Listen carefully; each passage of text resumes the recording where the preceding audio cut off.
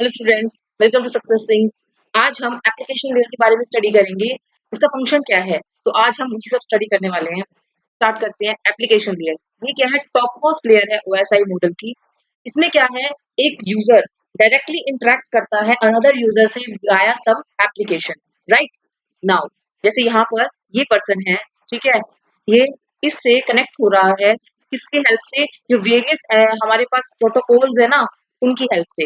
यानी कि HTTPS अगर वेब ब्राउजिंग करनी है, ईमेलिंग के ईमेल करनी है तो SMTP, IMAP, ठीक है। अगर हमें कोई फाइल ट्रांसफर करनी है तो हम FTP प्रोटोकॉल का यूज करते हैं, SSH टेलनेट रिमोट लॉगिन के लिए यूज करते हैं। इसमें क्या है? Directly interacts with and users and application software. यानी कि जो ये लेयर है ना, एप्लीकेशन लेयर, ठीक है, ये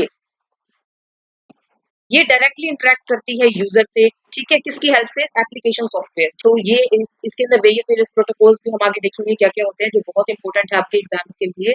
तो पहले हम देखते हैं फंक्शंस क्या होते हैं इसकी, ठीक है। तो it provides network services to the user. यानी कि ये नेटवर्क सर्विसेज प्रोवाइड करती है टू यूजर्स। क्या क्या? या लाइक जैसे वेब ब्राउजिंग करनी हो, मेल करना हो, फाइल ट्रांसफर करनी हो, चैटिंग करनी हो, वीडियो कॉल्स करनी हो, तो हम एप्लीकेशन लेयर के थ्रू ही ये सब काम कर सकते हैं। It act as a interface between user and network. User है यहाँ पर, यूजर सिट है, ठीक है, यहाँ पे यूजर बैठा है, ये एप्लीकेशन लेयर है। एप्लीकेशन लेयर की हेल्प से जो ये पूरा नेटवर्क है, ठीक है, उससे कनेक्ट किया जा सकता है। Now resource sharing, it enables access to remote files, printers, servers, databases over the network. Network पे हम इन सभी चीजों को शेयर कर सकते हैं, राइट? ठीक है, एप्लीकेशन लेयर की हेल्प से। Now directory and name management, यानी कि अगर ट्रांसलेट करना है ह्यूमन फ्रेंडली नेम को नेटवर्क एड्रेसेस में, लाइक जैसे DNS प्रोटोकॉल है, ये काम करता है कि डोमेन नेम को आईपी एड्रेस में कन्वर्ट कर देता है। तो वो काम भी हम किसके हेल्प से करते हैं? एप्लीकेशन लेयर की हेल्प से करते हैं। एग्जाम्पल जैसे DNS कन्वर्ट्स www.google.com को आईपी एड्रेस में। यानी कि एक इंग्लिश लैंग्वेज थी जो ह्यूमन फ्रेंडली नेम है, ठीक है, इसको याद करना भी बहुत इजी है। आईपी एड्रेसेस याद करने बहुत मुश्किल है। हर किसी का वेबसाइट का अगर हम आईपी एड्रेस लर्न करने बैठेंगे तो इतना पॉसिबल नहीं हो सकता कि हम हर किसी का नंबरिंग याद रख सकें। तो हम नेम्स इजीली याद रख सकते हैं, तो हमने इस तरह से हम इसको डोमेन नेम दे देते हैं। फिर डोमेन नेम को ये क्या करता है? कन्वर्ट करता है आईपी एड्रेसेस के अंदर। कौन? DNS प्रोटोकॉल, जो कहाँ रन होता है? एप्लीकेशन लेयर के ऊपर रन होता है। Now, message formatting, translation, and data representation.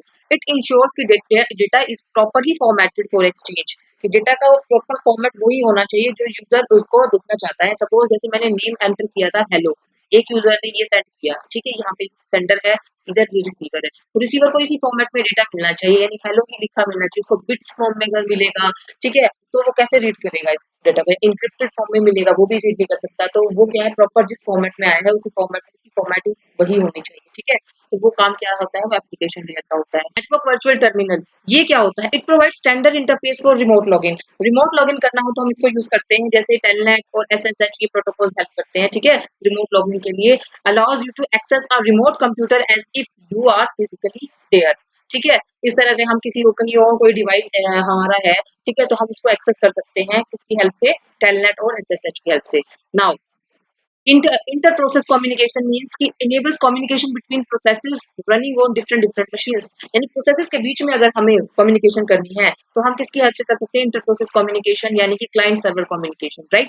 Now error handling हो सकती है एप्लीकेशन लेयर पे, यस हो सकती है। It ensures meaningful error messages are shown to users when something fails.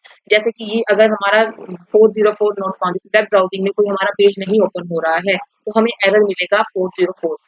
Now इसके अंदर प्रोटोकॉल्स क्या क्या यूज होते हैं? अगर हमें कोई वेबसाइट ब्राउजिंग करनी है तो हम यूज करते होते हैं HTTP का या HTTPS का। अगर कोई मेल सेंड करनी हो तो हम SMTP, IMAP या फिर POP3 का यूज करते हैं, ठीक है।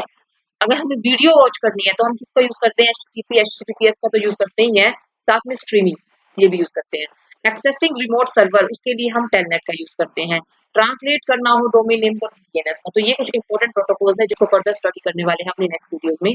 तो आज के लिए इतना ही। अगर आपको आज की वीडियो अच्छी लगी है तो प्लीज इसको लाइक कीजिएगा, चैनल को सब्सक्राइब कीजिएगा, अपने व्यूज कमेंट में शेयर कीजिएगा। Thank you.